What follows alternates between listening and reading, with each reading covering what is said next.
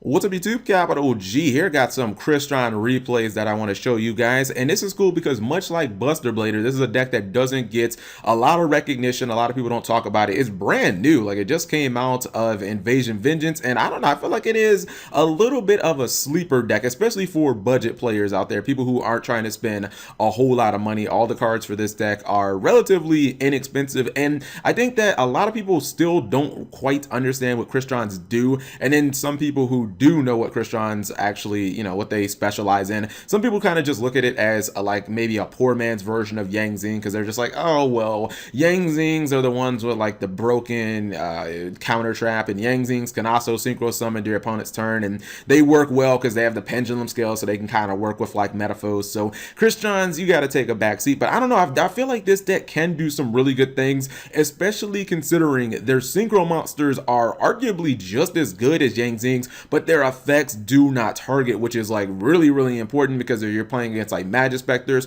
or you're having to deal with like the Cosmo Dart ships and whatnot, is really good ways of just outing those cards. Also, there are some cards that I don't think people have really caught on to that make this deck a lot more consistent. Things like Ties of the Brethren, which basically can set you up so you can automatically go into Crystron's version of Trishula, which can be summoned during your opponent's turn and again does not target. So it is just a really good card with some great stats. It's called Gander. Okay, it's a difficult name to pronounce. We're just going to call it Crystron Trishula. This card, Scrap Recycler, is basically like a mini wolf part for the deck. And then Supply Squad is good because it helps the deck grind and it helps the deck kind of recover. Crystrons always want to blow their cards up, basically. So when you blow your card up, being able to just draw during your opponent's turn or during your turn is just something that is invaluable. So you see, he already has his board set up where he can basically summon his Trishula and just wipe Blue Eyes clean. And you see, he does go for the what's it called, the Return of the Dragon Lords after summoning Alternative Dragon. And I mean, RIP to his entire play, because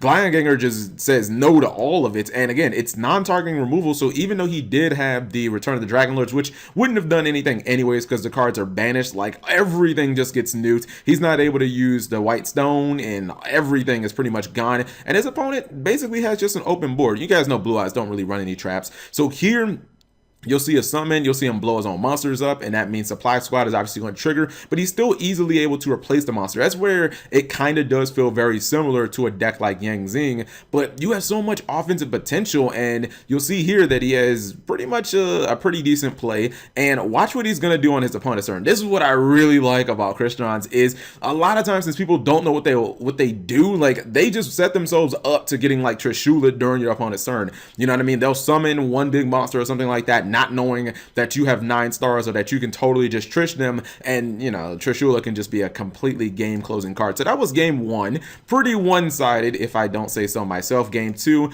his opponent wanted some revenge, thinking, all right, you know what, that's fine, you caught me off guard with your little Crystrons, but lightning doesn't strike twice, and he opens okay with a Blue Eyes plus a White Spirit Dragon. But even without Supply Squad, the amount of special summoning this deck can do is actually ridiculous, and you're going to see he's going to run into a little bit of a brick wall, but it's not going to matter because of just how many plays the deck actually has. All right, so he has 1 for 1. I believe he's going to get, maybe he'll get Sage with that. I'm not exactly sure. Nope, he doesn't go for Sage. He goes for White Stone, and he immediately gets Spirit Dragon. He gets rid of that. But just look at all the summoning that Crystrons are able to do. And what's cool is I like the fact that they can stop. I like the fact that Amatrix can stop your opponent's battle phase, basically dead in its tracks, without you ever needing to use cards like Battle Trap. So without you ever needing to use like Mirror Forces and whatnot. And again, it is non-targeting, which is just ultra important.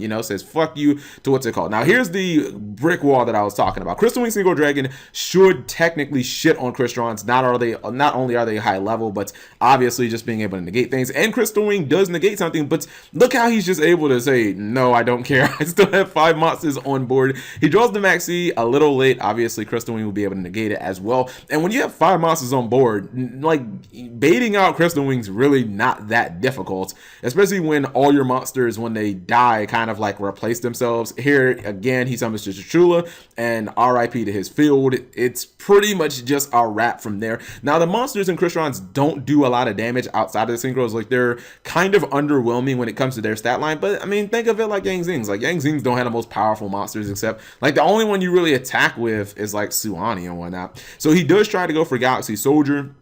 Doesn't matter because he has Max C, but he doesn't want to leave anything to chance. So he is going to synchro during his opponent's turn and go for Moonlight Dragon, which was just really, really smart.